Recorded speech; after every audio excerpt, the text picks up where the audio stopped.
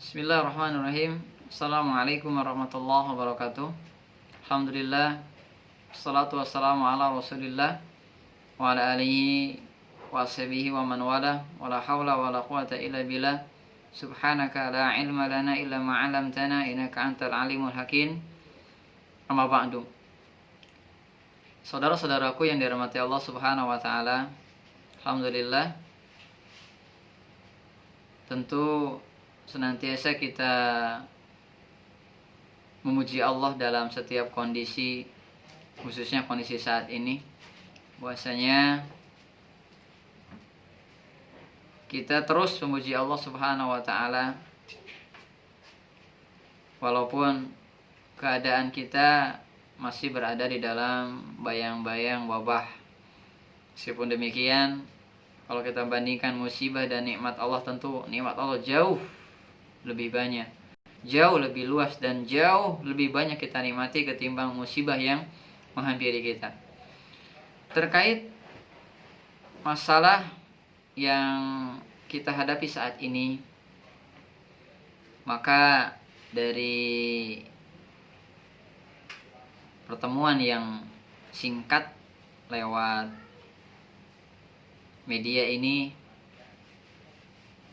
saya pribadi dan juga untuk ikhwah, kita senantiasa untuk menjaga lisan kita, lidah kita, pembicaraan kita dari hal-hal yang tidak bermanfaat, apalagi hal-hal yang sifatnya mencibir, menyinyir, atau nauzubillah sampai berbuat ghibah, menggunjing. Tersebar banyak di medsos ya, baik itu di Facebook atau di media-media yang lainnya, adanya nyinyiran atau cibiran kepada pemerintah kita. Ini adalah hal yang diharamkan. Pemerintah atau pemimpin adalah hal yang harus kita jaga kehormatannya. Tidak boleh sama sekali kita mencibir, menggunjingnya atau menjelek-jelekannya, karena itu menyelisih akidah Ahlussunnah wal Jamaah. Bahkan kita sebaliknya harus berdoa dan mendoakan kebaikan, bersabar atas kezaliman kalau memang zalim, dan kalau memang adil maka kita bersyukur kepada Allah Subhanahu wa taala terkait masalah penanganan pemerintah dalam hal ini. Kemudian juga kita tahan cibiran kepada saudara-saudara kita yang memang bersilang pendapat dalam mengamalkan peribadahan baik di rumah ataupun di masjid. Karena selama kita berpijak pada pendalilan atau kaidah, kita harus saling mendoakan, tidak saling mencibir atau menuduh yang tidak-tidak.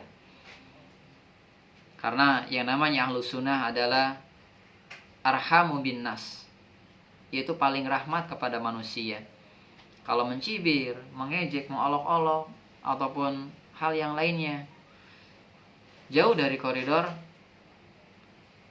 dari akhlak Ahlus Sunnah wal Jamaah. Kita tidak mentazkiyah atau menganggap diri ini suci di hadapan Allah Subhanahu wa taala, bahkan sebaliknya harus saling mendoakan saudara-saudara kita seikhwah, semanhaj, seakidah, seiman dan seislam, baik yang itu beribadah di rumah ataupun di masjid. Karena kalau lihat komen-komen, ada yang tidak baik seperti itu ya, sampai ada yang debat kusir atau yang lainnya, maka itu harus kita hindari, karena debat akan mengeraskan hati. Dan juga lisan kita ini senantiasa dijaga, karena ini merupakan pengajaran dari Nabi Shallallahu Alaihi Wasallam.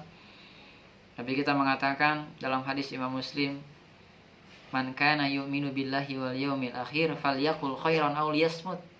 Siapa yang beriman kepada Allah dan hari akhir, hendaklah berkata yang baik atau diam.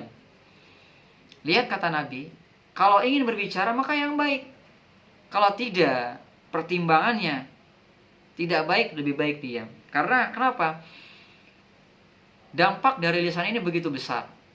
Lisan yang ringan ini, ketika berbicara, apabila efek yang kurang baik, ini dampaknya besar.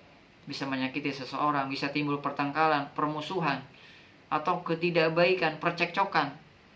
Maka senantiasa Nabi mengajarkan kepada kita dalam masalah untuk menjaga lisan ini. Terlebih situasi saat ini, jamaah. Kita saling mendoakan saja, ya, mendoakan baik yang di rumah ataupun yang di masjid dan seluruhnya, agar seluruh kaum muslimin agar senantiasa diberikan perlindungan oleh Allah Subhanahu wa taala dari musibah yang menimpa ini. Karena lisan ini terkadang mencerminkan gambaran akhlak seseorang. Ada seorang ulama yang memang pakar, yaitu Syekh Ali Al-Farkus. Beliau mengatakan, apabila Anda ingin meng-cross check akal dan agama seseorang, lihat bagaimana lisannya berbicara ataupun bagaimana dia dalam mengelola waktunya. Seperti itu. Lisan dan manajemen waktu ini menunjukkan kualitas agama dan akal seseorang. Demikian, saudara-saudara yang dirahmati Allah Subhanahu wa taala, semoga bisa kita ambil hikmahnya dari kejadian kondisi yang kita alami saat ini. Allahumma muwaffiq. Assalamualaikum warahmatullahi wabarakatuh.